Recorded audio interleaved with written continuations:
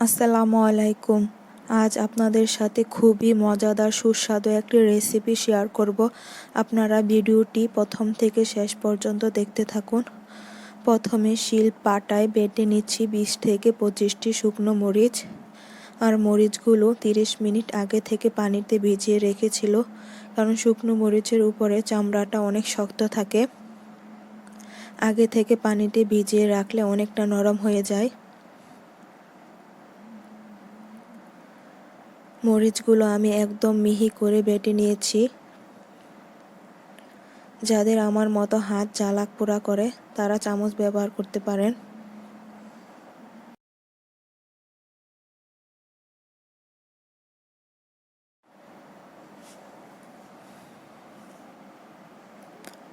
তারপর বেটে নেব রসুন কুচি।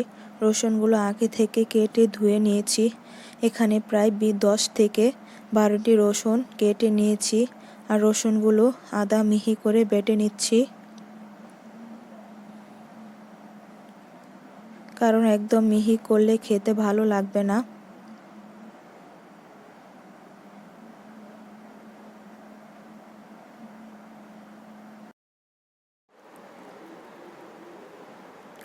এখন বেটে নেব ছুরি শুটকি। ছুরি শুটকি অনেক চিকন ও শক্ত হয়ে থাকে, আর শুটকিতে অনেক ধরনের উপকারী অপকারী ব্যাকটেরিয়া থাকে। তার জন্য আগে থেকে শুটকিগুলো কেটে গরম পানিতে সেদ্ধ করে নিয়েছিলাম। তারপর মাঝের কাঁটাটা ফেলে আরও কয়েকবার পানি দিয়ে ধুয়ে নিয়েছিলাম। ছুরি শুটকিগুলো আমি 2 বার করে বেটে নিয়েছি।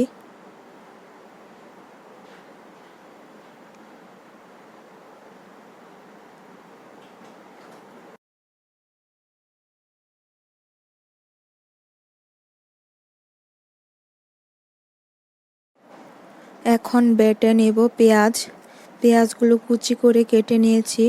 পেঁয়াজ কুচি করে কেটে নেওয়ার জন্য তাড়াতাড়ি বাটা হয়েছিল। বড় সাইজে 6 থেকে 7টা পেঁয়াজ বেটে নিয়েছি। পেঁয়াজ কিন্তু একদম মিহি করে বাটিনি।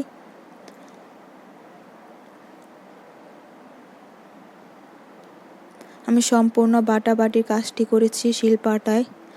আপনাদের কাছে শিলপাটায় বাটা কষ্টকর হলে ব্লেন্ডার করে নিতে পারেন। এখন কড়াই গরম হওয়ার পর প্রথমে পরিমাণ মতো তেল দিয়ে দিল। তেল একটু গরম হওয়ার পর তেলের উপর দিয়ে দিল রসুন বাটা। তারপর একটু নেড়ে চেড়ে দিয়ে দিচ্ছে পেঁয়াজ বাটা। তারপর পেঁয়াজ ও রসুন বাটা একসাথে মিশিয়ে নিচ্ছে।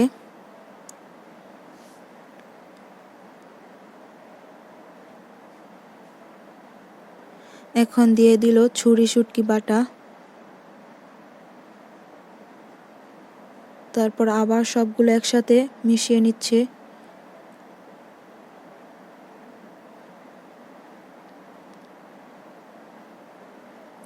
এখন দিয়ে দিল মরিচ বাটা। এখন সবগুলো একসাথে কিছুক্ষণ ভেজে নেবে।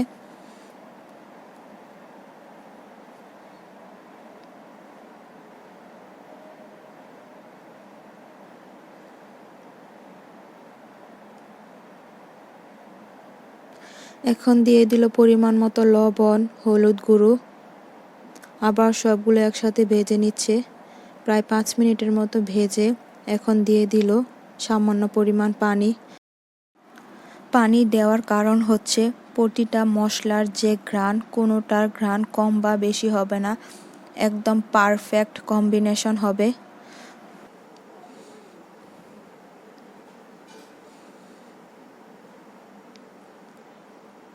এখন আবার ডেকে দিচ্ছে। প্রায় 5 মিনিটের মতো ডেকে রেখেছিল। ঢাকনা খোলার পর নিচ দিয়ে একটু লেগে গেছে। এখন যত নাড়বেন তত মজা। একটু পুরা পুরা ভাব নিয়ে আসবেন, আবার বেশি পুড়িয়ে ফেলবেন না, তাহলে পুরা গন্ধ বের হবে। শেষে দিয়ে দিল 2টা লেবু পাতা। লেবু পাতা দেওয়ার পর শুটকির ভাজি স্মেলটা এত ভালো আসছিল। লেবু পাতা দেওয়ার সাথে সাথে চুলা থেকে নামিয়ে নিল। এই তো রান্না শেষ।